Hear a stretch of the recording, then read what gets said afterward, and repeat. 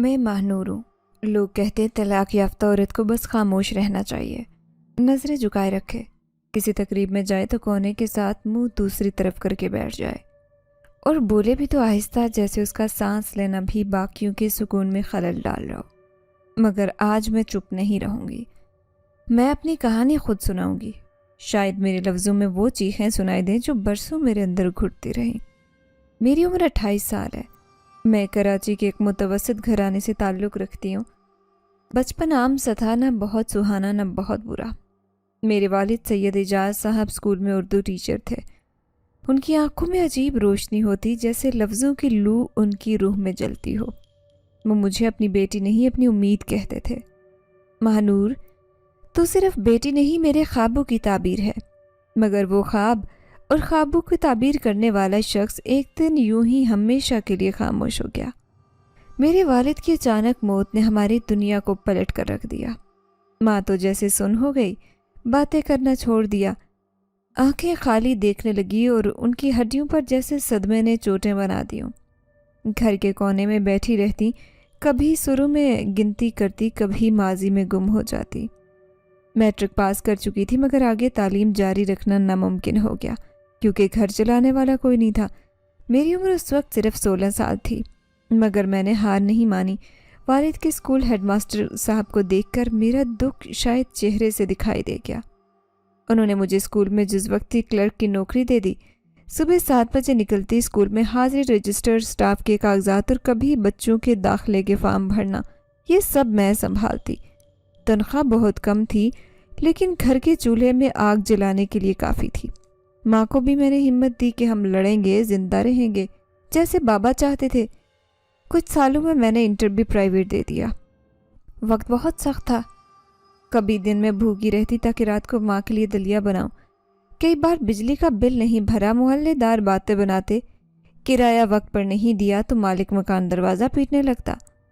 مگر ماں کی آنکھوں کی روشنی واپس آنے لگی۔ وہ میری ہر چھوٹی کامیابی پر جھولیاں اٹھا کر دعا کرتی۔ پھر میری زندگی میں رشتہ آیا۔ ایک اچھا لڑکا سرکاری نوکری پر تھا۔ ماں اس کی سخت گیر تھی مگر لوگ کہتے تھے ماہنور کی قسمت بدل جائے گی۔ میں نے بھی سوچا شاید زندگی کچھ آسان ہو جائے۔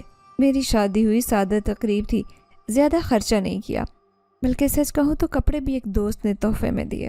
میں سسرال گئی دل میں امید لے کر کہ اب سکون ملے گا، مگر پہلے ہی دن احساس ہوا کہ یہ وہ گھر نہیں جو خواب میں برسوں سے بن رہی تھی۔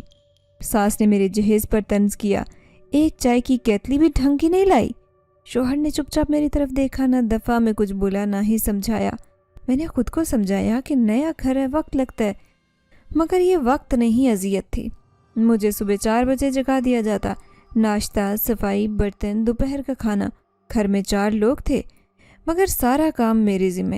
میں خاموشی سے سب کرتی رہی کہ شاید محبت کما سکوں، لیکن جو بھی کرتی ان کی نظروں میں کم ہی رہتی۔ شوہر روز دفتر جاتا، واپسی پر گھنٹوں فون پر لگا رہتا، مجھ سے بات کرنا جیسے اس پر بوجھ ہو۔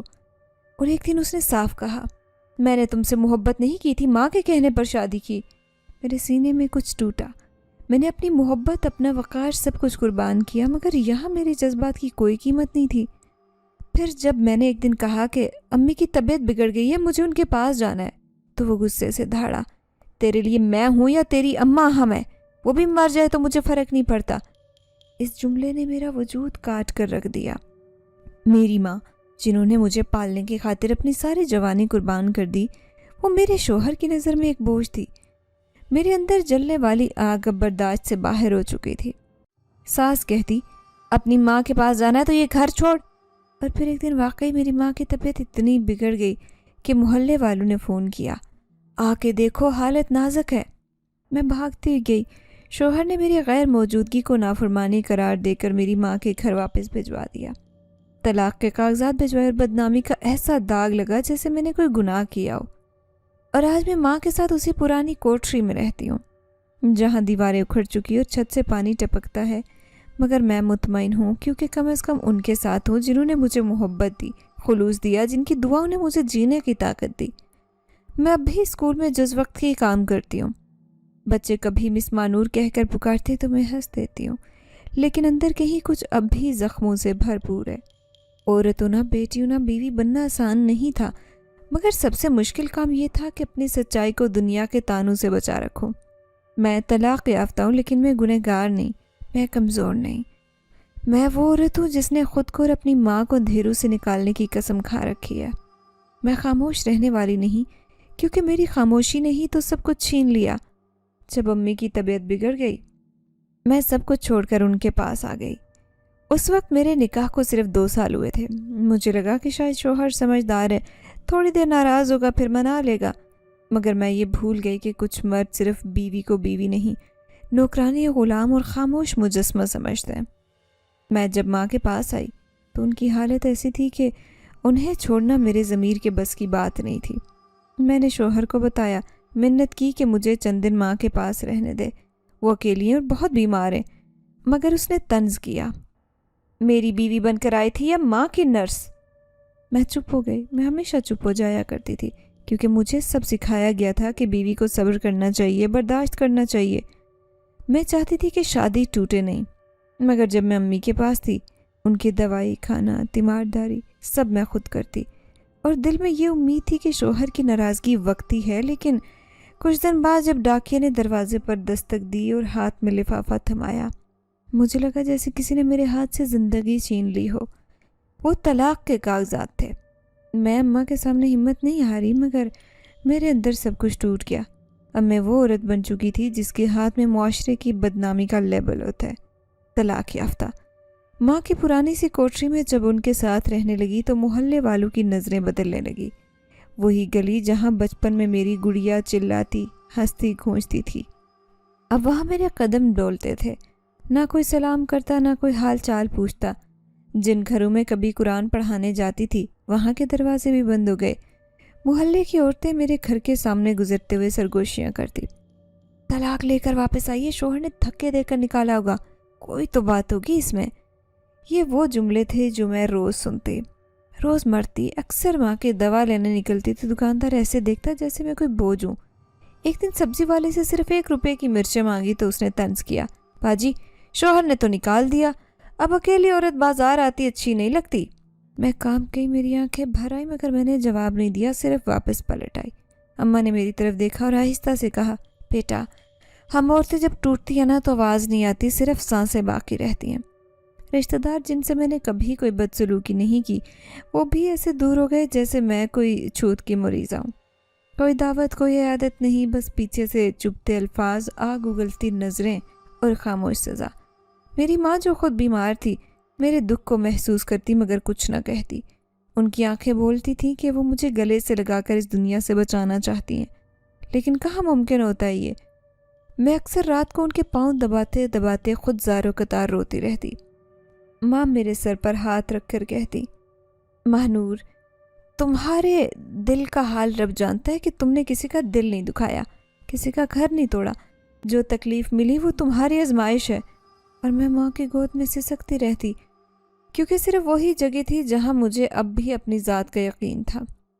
عدت مکمل ہوئی تو گویا اندر کا وہ پہاڑ جو میں نے صبر کے سہارے سنبھال رکھا تھا، آہستہ آہستہ گرنے لگا۔ عدت کے ان مہینوں میں نے اپنے دل کو رب کی طرف جھکا دیا، وہی دل جو دنیا والوں کی باتوں سے زخمی تھا، شوہر کی بے وفائی سے بکھرا ہوا تھا اور زندگی کی حقیقتوں سے خالی ہو چکا تھا۔ ان دنوں میں نے سب کچھ سیکھ لیا جو ایک بے سہارا عورت رب کے در پر جا کر کرتی ہے۔ 5 وقت کی نماز تو ہمیشہ سے تھی، لیکن میں نے نوافل، تہجد، سورہ یاسین، سورہ مزمل، سورہ رحمان سب پڑھ کر خود کو اللہ کے حوالے کیا۔ بعض دن تو ایسے آتے جب آنکھ کھولنے کا جی نہ کرتا، مگر اماں کے چہرے کی طرف دیکھتی تو ہمت باندھ لیتی۔ وہ سانس لینے میں تکلیف محسوس کرتی، شوگر لیول اکثر گرتا اور کمزوری سے ان کے ہاتھ تھر تھر کانپتے۔ بوڑھی آنکھوں میں ایسی بے بسی ہوتی جو مجھے اندر سے چیر کر رکھتی۔ اب وہ سلائی مشین پر جھکنے کے قابل نہیں رہی، وہی سلائی مشین جس نے برسوں ہمارا گھر سنبھالا، ہمارے بچپن کی روٹیاں پکوائی، اب خاموش کھڑی تھی جیسے اس کا کام مکمل ہو چکا ہو۔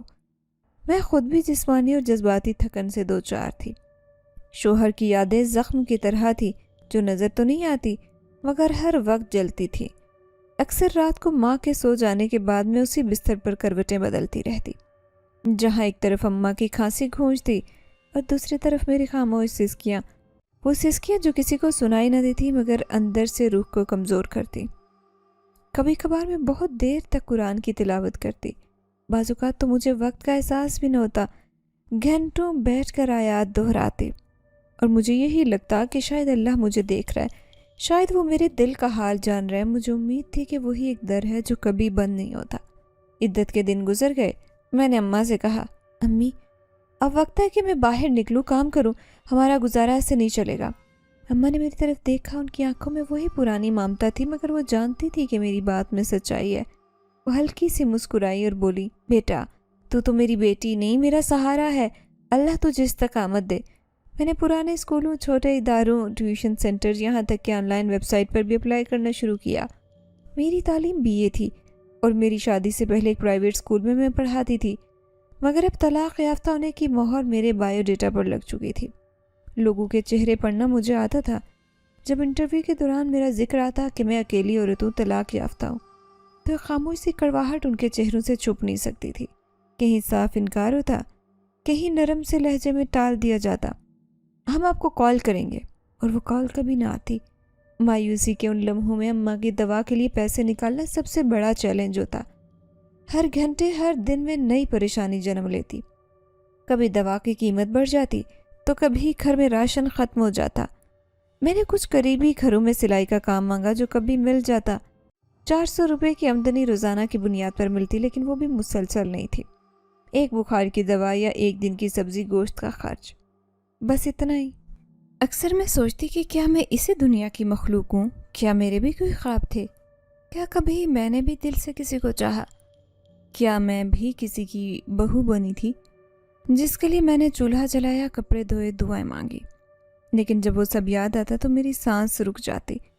شوہر کی وہ باتیں، ساس کے تانے، ان کی بہنوں کی بدتمیزی، سب کچھ فلم کی طرح میرے ذہن میں چلنے لگتا۔ لیکن اس سب کے بیچ میں اماں کی سانسوں کی آواز آتی جو مجھے جھنجھوڑتی کہ اب تو نے صرف جینا نہیں۔ کبھی کبھی جب اماں رات کو نیند میں ہڑبڑا کر اٹھ جاتی اور سانس پھول جاتی تو میں بھاگ کر پانی دیتی، ان کی پیٹھ سہلاتی اور دل ہی دل میں اللہ سے دعا کرتی کہ ان کی تکلیف مجھ میں آ جائے۔ ان کا چہرہ، کمزور انگلیاں اور ان کی آہیں، یہ سب میری طاقت تھے اور کمزوری بھی۔ میں جانتی تھی کہ یہ زندگی خوابوں کی نہیں، حقیقتوں کی ہے، اور یہی وجہ تھی کہ میں نے خود کو مضبوط کرنا ہے۔ باہر کی دنیا میں ہر قدم پر مجھے احساس دلایا جاتا کہ میں وہ عورت ہوں جسے اس کے شوہر نے ٹھکرا دیا۔ ہر بار جب کوئی نظر جھکاتا یا ہونٹ چبا کر خاموش ہوتا، مجھے معلوم ہو جاتا کہ وہ میرے ماضی کو جان چکا ہے۔ لیکن اب میں نے تہیہ کر لیا تھا کہ مجھے اپنے ماضی سے شرمندہ نہیں ہونا، مجھے اپنے حال کو سنوارنا ہے، اور یہ کام صرف میں ہی کر سکتی ہوں۔ اس لیے میں نے دل کو سخت کیا اور کام میں جت گئی۔ ہر سلائی، ہر کپڑے کی کٹائی میں نے اماں کے لیے امید سی بخشی، وہ امید جو اب میری دعاؤں، میری محنت اور میرے آنسوں کے درمیان پروان چڑھی تھی۔ مجھے نہیں معلوم یہ تھکن زیادہ خطرناک ہے یا وہ تنہائی جو انسان کے اندر آہستہ آہستہ زہر گھولتی ہے۔ میری ماں کے چہرے کی جھریاں جیسے زندگی کی ساری مصیبتوں کا نقشہ بن چکی ہیں۔ ان کی سانس اکثر چڑھنے لگتی اور جب وہ سینہ تھام کر بیٹھتی ہیں تو میرا دل 2 قدم رک جاتا ہے۔ شوگر کی پرانی مریضہ ہے اور دل کا عرضہ بھی ان کے جسم کو اندر سے کھوکھلا کر رہا ہے، لیکن دوا کے لیے جو پیسے چاہیے وہ میرے پاس نہیں ہوتے۔ ایک دن دوا کی پرچی ہاتھ میں لیے یونانی دوا خانے سے نکل رہی تھی کہ اندر سے آواز آئی، اگر روز دوا نہیں کھائیں گی تو پیچیدگیاں بڑھ جائیں گی۔ دل تو چاہا کہ وہیں بیٹھ کر رہوں، لیکن آنسوں سے دوا نہیں ملتی۔ ہم تو وہ لوگ بن چکے ہیں جو دوا سے پہلے بھوک پر قابو پاتے ہیں، اور بھوک بھی وہ نہیں جو 2 وقت کے کھانے سے مٹ جائے، بلکہ وہ بھوک جو کسی بوڑھی ماں کی جھکی ہوئی کمر کو دیکھ کر جنم لیتی ہے، جب وہ درد سے تڑپ کر کہتی ہے، مہنور آج کچھ ہلکا سا شوربہ ہی بنا دے، نمک کم رکھنا، حلق میں جلن ہو رہی ہے۔ راشن ہمارے گھر میں اب ہفتوں کا نہیں، دنوں کا حساب مانگتا ہے۔ آٹا اکثر ختم ہو جاتا، اور جب ایسا ہوتا تو میں پانی میں آٹا گھول کر ایک پتلی سی روٹی بناتی ہوں، یا اکثر بس اسی پر گزارا کر لیتے۔ کئی بار اماں کہتی، مہنور آج بھوک نہیں ہے، کچھ مت بنا، لیکن میں جانتی ہوں کہ وہ جھوٹ بولتی ہیں۔ میری ماں کب سے بھوک چھپانا سیکھ گئی ہے۔ وہ کمرے کے کونے میں چپ چاپ بیٹھی، میں ان کی آنکھوں میں وہ سوال دیکھتی جو ہر زبان پر لانا نہیں چاہتی۔ کئی مرتبہ ایسا بھی ہوا کہ محلے کی شمیم خالہ جو 10ویں گھر میں رہتی ہیں، ان کی بیٹی کی شادی کی بچی ہوئی ہانڈی سے سالن آتا وہ پلاسٹک کے ڈبے میں دے جاتی اور अम्मा उस पर भी शुक्र अदा करती जैसे कोई नेमत आ गई हो। मैं वो लम्हा कभी नहीं भूलती जब अम्मा ने कहा, महानूर ये सालन अच्छा है, अल्लाह ने हमारी इज्जत रख ली। बिजली का बिल 2 माह से अदा नहीं हुआ और कंडक्टर आकर नोटिस लगा गया है। हर रोज़ ये खौफ होता कि कब बिजली काट दी जाए, कब हमें अंधेरे में धकेल दिया जाएगा।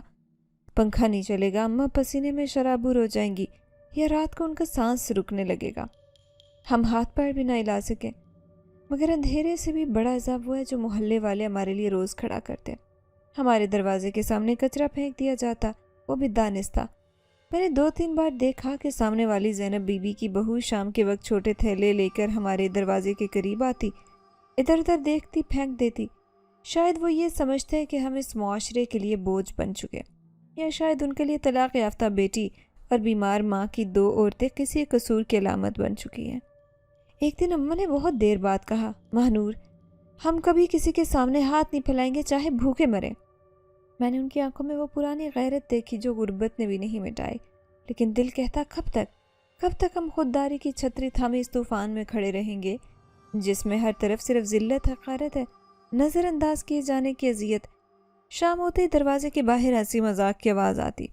मोहल्ले के लोग बैठकर गपशप करते, लेकिन हमारे दरवाजे पर सिर्फ खामोशी है। ऐसी खामोशी जो चीख कर दुनिया को बताती है कि यहाँ 2 औरतें रहती हैं जो माशरे की नज़र में बेकार हैं।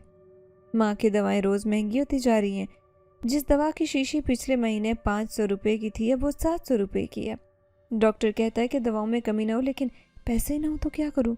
सिलाई का काम करती हूँ लेकिन हर रोज़ नहीं मिलता। कभी किसी का दुपट्टा फट गया, कभी ब्लाउज़ की कटिंग हो, तब जाकर 4 पैसे हाथ आते हैं। उन पैसों से घी खरीदा जाता। कभी अम्मा की दवा, कभी बिजली का बिल और कभी सिर्फ 2 वक्त की रोटी। और अगर उनमें से भी कोई चीज़ रह जाए तो वो दिन पूरा नहीं होता। मेरी उंगलियां अब सिलाई करते थक चुकी थी, आंखें कमज़ोर, लेकिन मैं जानती हूँ कि अगर मैं रुक गई तो सब खत्म हो जाएगा। कभी सोचती हूँ, क्या मैं इंसान हूँ? क्या मेरे भी कुछ ख्वाब थे? एक शोहर के साथ ज़िंदगी गुजारने के ख्वाब, बच्चों की कलकारियाँ सुनने के ख्वाब, माँ बाप के चेहरे पर सुकून लाने के ख्वाब। सब बिखर गया, जैसे रेत पर बनाई तस्वीर हो जिसे तेज़ हवा लम्हे में मिटा देती है। आज मेरे ख्वाब नहीं, सिर्फ ज़रूरतें हैं, और ज़रूरतें हर रोज़ नई शक्ल में आती हैं। कभी दवा, राशन, कभी बिल और अक्सर इज्जत। मोहल्ले के बच्चे जब हमारे दरवाजे के करीब खेलते अचानक चुप हो जाते हैं तो मुझे अंदाज़ा होता है कि उनकी माँ ने कुछ कहा, शायद ये कि उधर ना जाओ, ये औरत अच्छी नहीं। क्योंकि तलाक का दाग सिर्फ औरत के माथे पर नहीं, उसके दर दीवार पर भी लगता है।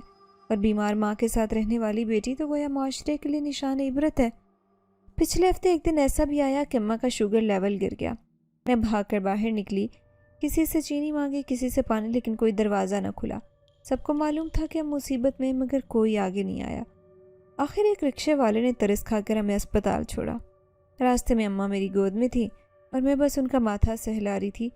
दिल में अल्लाह से कहती जा रही थी, या अल्लाह, अब सब्र का पैमाना लबरेज हो चुका, कुछ रहम कर।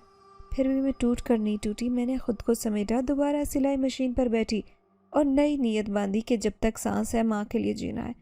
हर रोज़ का चैलेंज, हर रात की भूख, हर लम्हे की जिल्लत, सब कुछ माँ के चेहरे पर सुकून के लिए बर्दाश्त करना। मुझे नहीं मालूम कि कब ये थकन ख़त्म होगी, कब कोई सुबह हमें भी रोशनी देगी, लेकिन तब तक मैं खुद को चिल्लाती रहूँगी, क्योंकि मैं बेटी हूँ उस माँ की जिसने दुनिया की सबसे बड़ी तकलीफ़ गुर्बत को इज़्ज़त से जिया। जब दूर की खाला अचानक हमारे घर तशरीफ़ लाई तो मेरा दिल धड़कने लगा, जैसे कोई तूफ़ान मेरे अंदर खड़ा हो।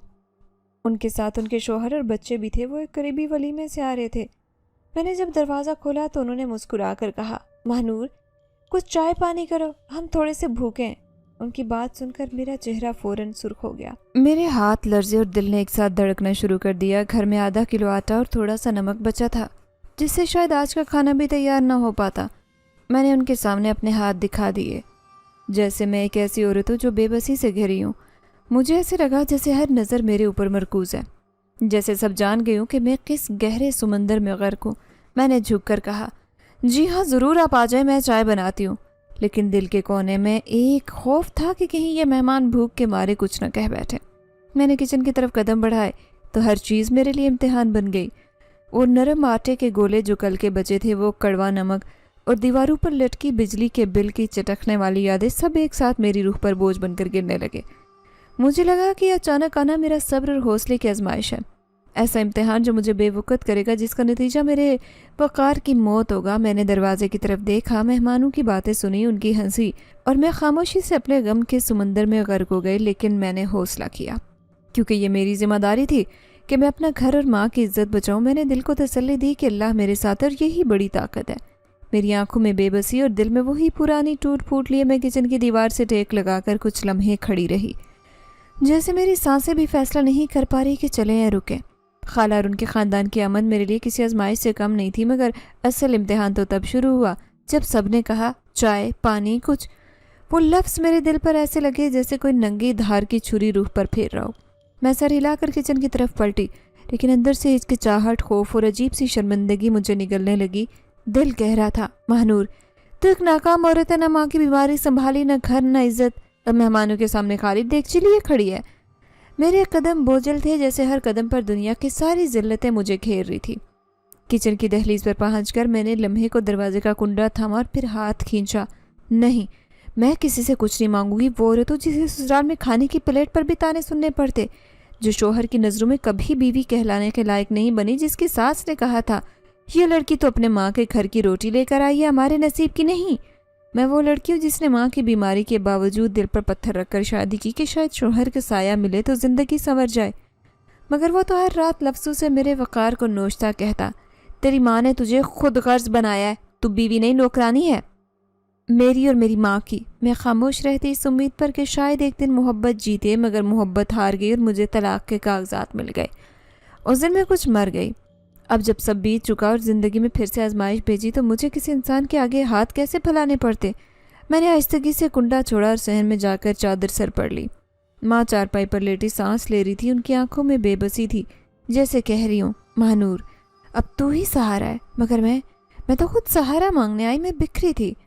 میں نے وضو کیا، پانی کی ہر بوند جیسے میری تھکن، شرمندگی اور کرب کو دھوتی جا رہی تھی۔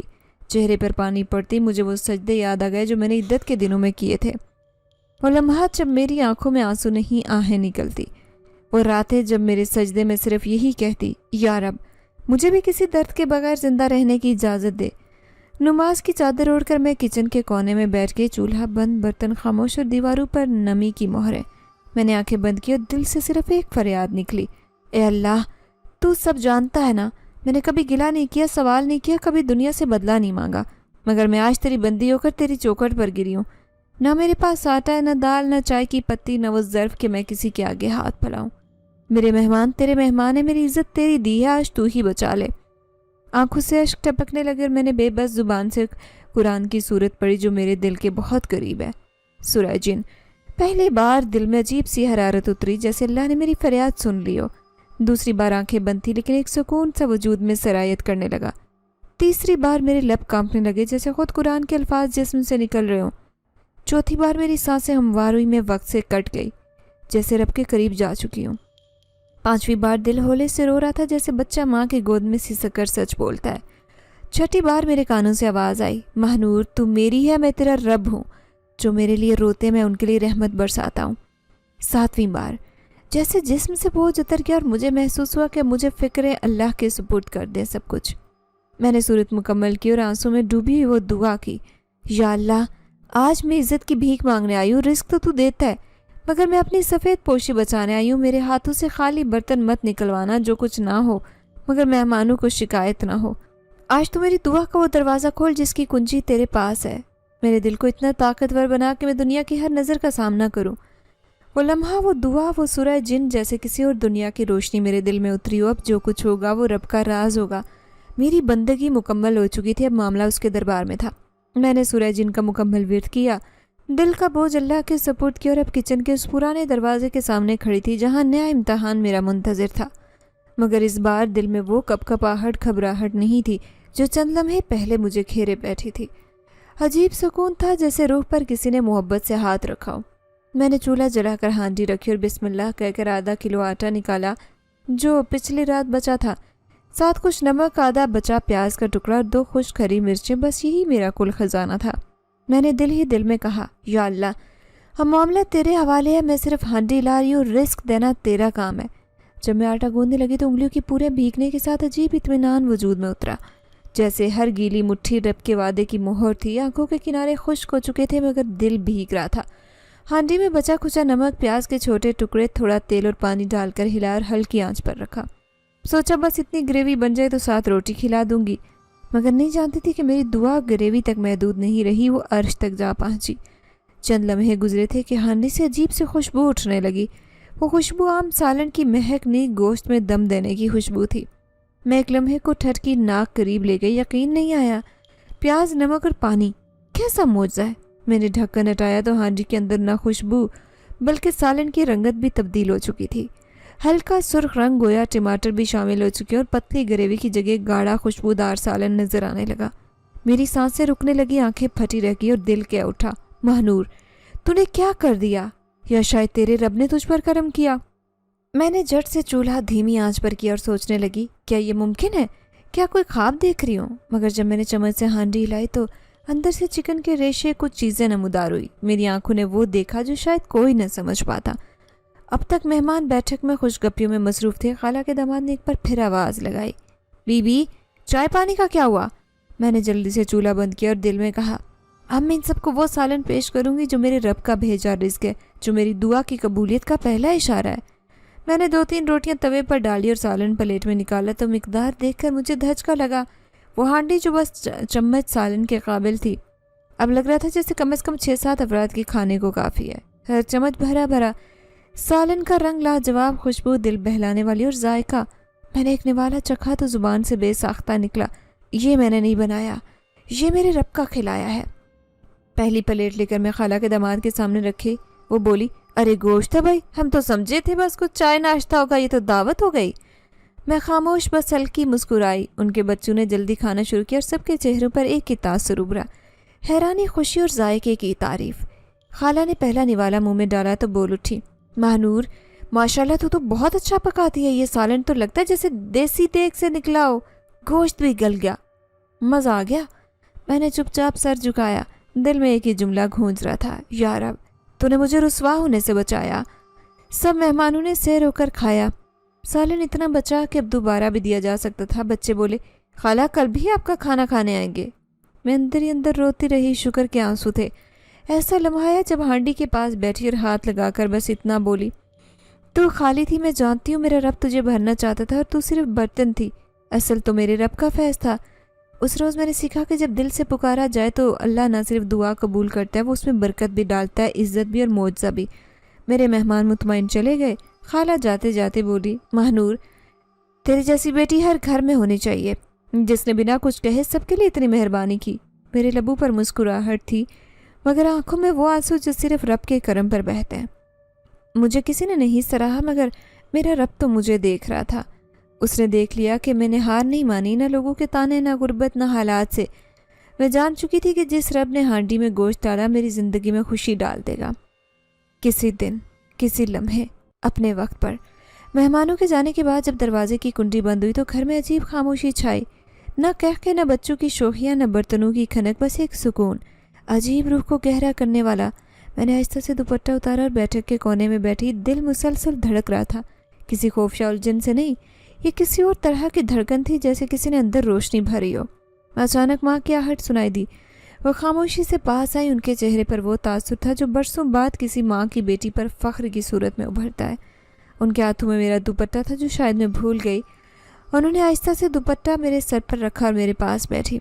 ان کی نظر میری آنکھوں پر تھی اور آنکھوں میں نمی، مگر اس بار وہ آنسو دکھ کے نہیں۔ ماں نے ہلکے سے میرے ہاتھ اپنے ہاتھوں میں لیے اور کہا، بیٹی میرا دل گواہی دے رہا ہے کہ تو اکیلی نہیں، مجھے یقین ہو گیا کہ تیرا رب ساتھ ہے۔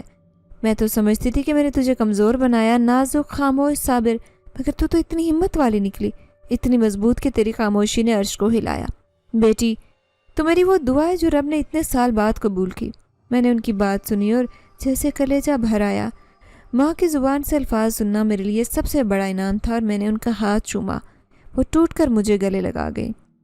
ماں میں کچھ نہیں کر سکی، بس رو رو کر رب سے مانگا کہ ہماری عزت بچے مہمانوں کو منہ موڑ کر نہ جانا پڑے۔ تیرے آنچل کی عزت سلامت رہے ماں، میں کچھ نہیں تھی، سب کچھ میرے رب نے کیا۔ ماں کی باہوں میں ممتا کی حرارت تھی جو لفظوں میں بیان نہیں کی جا سکتی۔ میں نے اس کے کندھے پر سر رکھا، دونوں کچھ لمحے تک روتے رہے مگر وہ آنسو شکر کے تھے۔ میں نے پہلی بار محسوس کیا کہ آنسو صرف دکھ کے نہیں بہتے، کبھی جب رب کرم کر دے تو خوشی بھی آنکھوں کے راستے نکلتی ہے۔ ماں نے میرے بالوں میں ہاتھ پھیرتے ہوئے کہا، مہنور میری بچی، آج صرف سالن نہیں پکایا، تو نے اللہ کی رحمت کو جگایا۔ جن ہاتھوں میں کچھ نہیں تھا، رب نے ان ہاتھوں کو بھرا، نوالا نکالا۔ سوچ بھی نہیں سکتی تھی کہ ہماری خالی ہانڈی سے اتنا ذائقہ، برکت اور خوشبو نکلے گی۔ بیٹی، میں جانتی ہوں تو تھک گئی ہے، لیکن رب تیری تھکن کو رائے گا نہیں جانے دے گا۔ وہ دن ضرور آئے گا جب تو اسی رب کی رحمت سے خوشحالی دیکھے گی۔ بس ایسے ہی مانگتی رہ، روتی رہ، اس کے آگے جھکتی رہ۔ میں نے ان کی طرف دیکھا تو ان کے چہرے پر روحانی چمک تھی، جیسے ماں کو اس کی کھوئی امید ملی ہو۔ ان کی جھریوں میں فخر، آنکھوں میں یقین اور آغوش میں وہ سکون تھا جسے دنیا کی کوئی چیز نہیں خرید سکتی۔ ہم دونوں نے مل کر شکرانے کے نفل پڑھے۔ میں نے آنکھیں بند کی تو اللہ سے کہا، یا رب، آج میں نے سیکھا کہ تو نہ صرف دیتا ہے بلکہ عزت بھی بخشتا ہے، بندگی کو بھی قبول کرتا ہے۔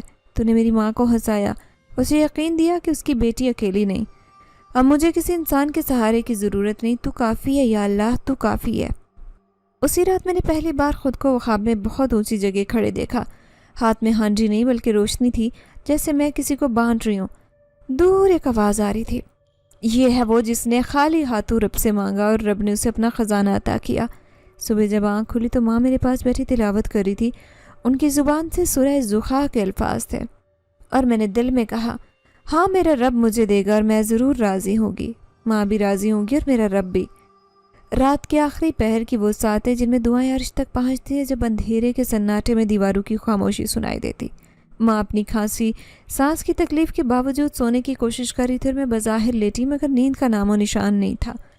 آنکھیں چھت کی دراڑوں کو گھور رہی تھی اور دل میں وہی سوال گونج رہا تھا، کب تک یا رب؟ مہمانوں کے جانے کے بعد میرے دل میں عجیب سا سکون اور ایک انجانی بے چینی تھی۔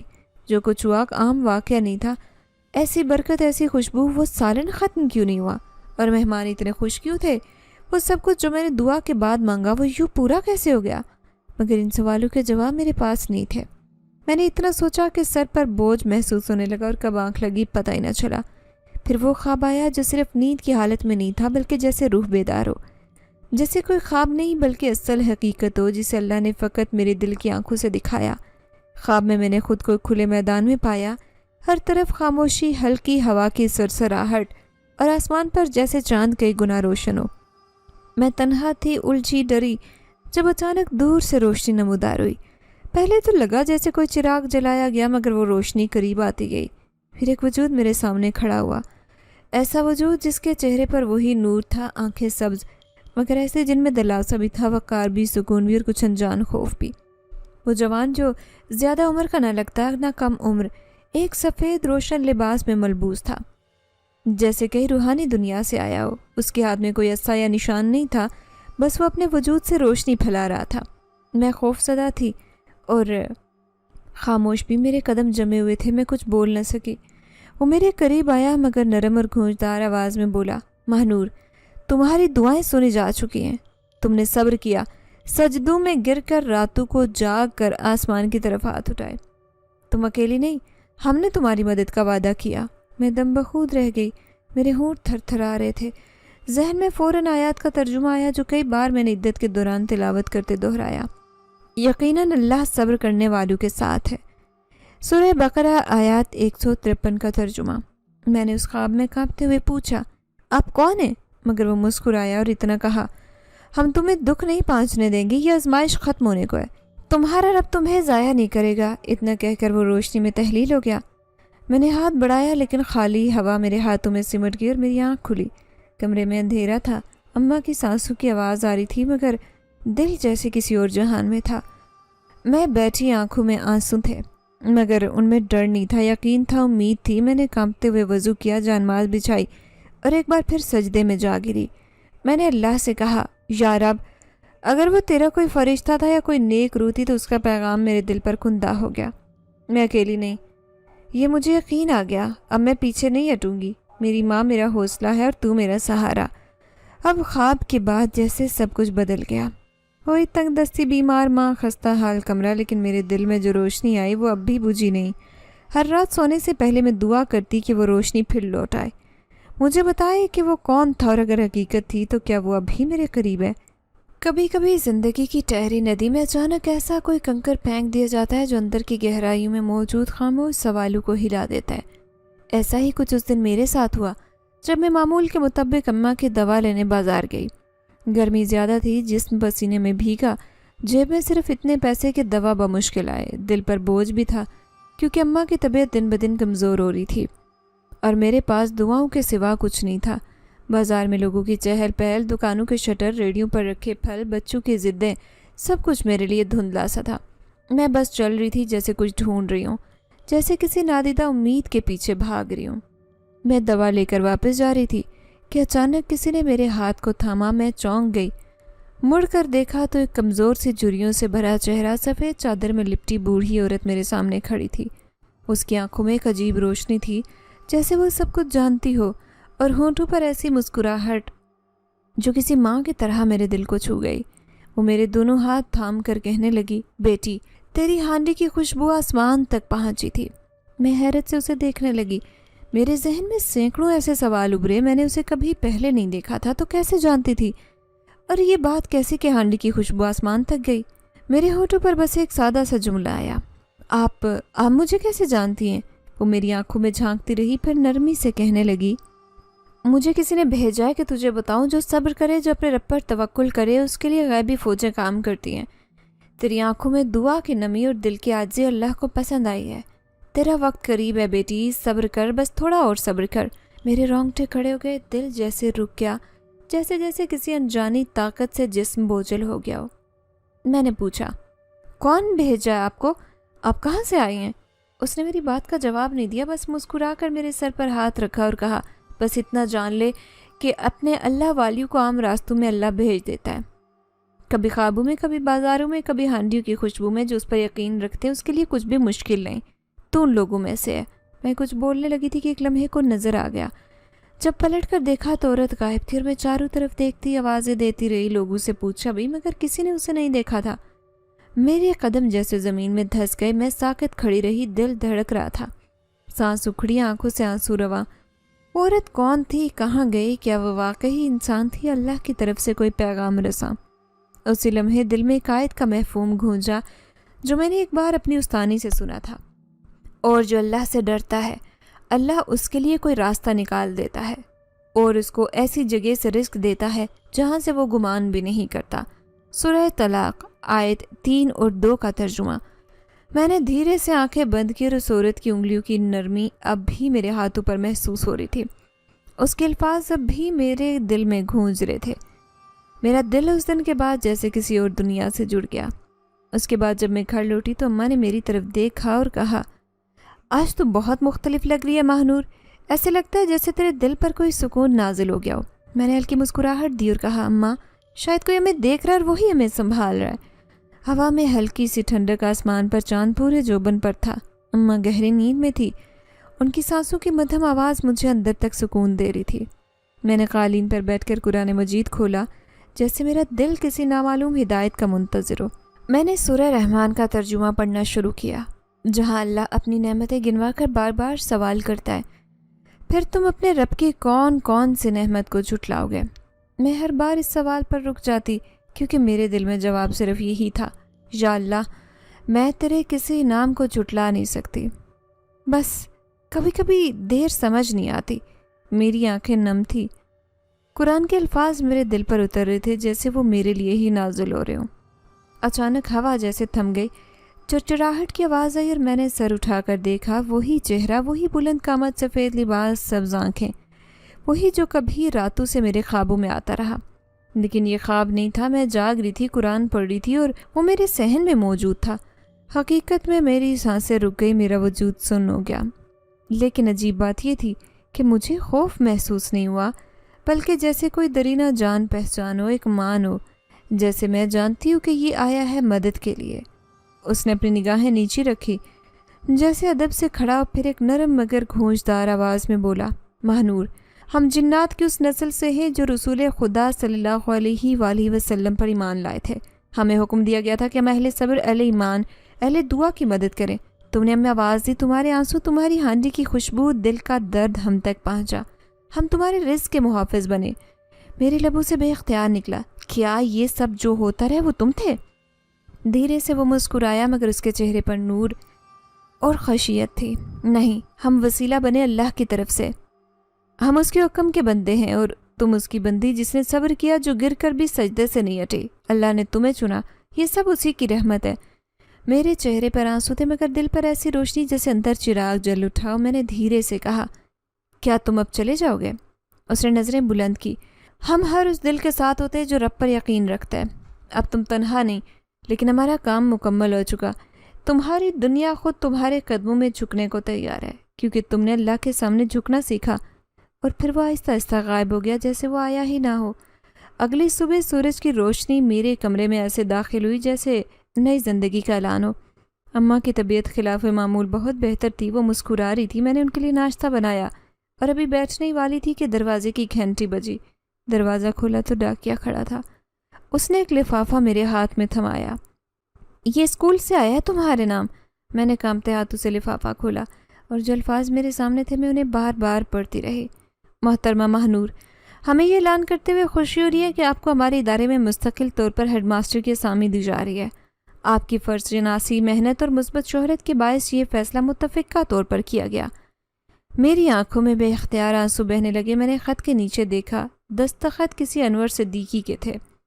وہ نام مجھے کچھ جانا پہچانا لگا اور پھر اچانک یاد آیا کہ یہ میرے پرانے والد کے ایک دوست کا نام تھا۔ آخری دنوں میں والد سے ملا کرتے تھے۔ شام کو جب اسکول گئی تو پرنسپل نے مجھے بتایا کہ جب انور صاحب کو تمہاری کہانی سنائی گئی، تمہاری محنت، تنخواہ اور اماں کی بیماری کا ذکر ہوا، تو وہ پھوٹ پھوٹ کر رو دیے، کہنے لگے، اس لڑکی کے باپ نے کبھی میرے لیے دعا بند نہیں کی تھی، اب وقت ہے کہ میں اس کی بیٹی کے لیے کچھ کر سکوں۔ وہ لمحہ میرے لیے ایک اور جھٹکا تھا۔ مجھے یوں لگا جیسے ہر طرف سے میرے حق میں فیصلے ہو رہے ہوں، جیسے کوئی میرے لیے پردے کے پیچھے کردار نبھا رہا ہے۔ اسی دن شام کو ایک کال آئی ہسپتال سے، محترمہ ماہنور، انور صدیقی صاحب نے آپ کی والدہ کا مکمل علاج ہمارے ہسپتال میں کروانے کا بندوبست کیا ہے۔ تمام اخراجات ادا کیے جا چکے ہیں، بس آپ کل آ جائیں۔ میں نے سجدہ شکر ادا کیا، رب سے کہا، یا اللہ، میں جانتی ہوں تو نے میری دعائیں سنی، میری دعاؤں کو حقیقت بنایا۔ 1 مہینے کے اندر ماں کا علاج مکمل ہوا، وہ صحت مند ہو گئی۔ میں نے تنخواہ سے کچھ جوڑ کر اور انور صدیقی کی مدد سے ایک چھوٹا سا گھر خرید لیا، وہی گھر جس کے سامنے سے روز گزرتے ہوئے سوچا کرتی تھی کہ یا اللہ ایک دن یہ میرا ہو۔ اب میرا ہو گیا تھا۔ ہم نے ایک چھوٹی گاڑی بھی خریدی تاکہ اماں کو ہسپتال لے جانے میں آسانی ہو، اور سب سے بڑی بات، میری زندگی میں ایک مقصد، ایک مقام اور ایک سکون آ گیا تھا۔ تب مجھے احساس ہوا، جن کا آنا، عورت کا دعا دینا، بوڑھے کی رہنمائی، سب کچھ خواب، ایک منصوبہ تھا رب ذوالجلال کی طرف سے، جن تو محض سبب بنے تھے۔ اصل راز تو یہی تھا کہ جو صبر کرتا ہے اس کے لیے غیبی مدد چلتی ہے، اور جو رب پر بھروسہ رکھتا ہے وہ خالی ہاتھ نہیں رہتا۔ ہماری آج کی کہانی سے آپ کو کیا سبق ملا؟ کمنٹ میں اپنی رائے کا اظہار ضرور کریں۔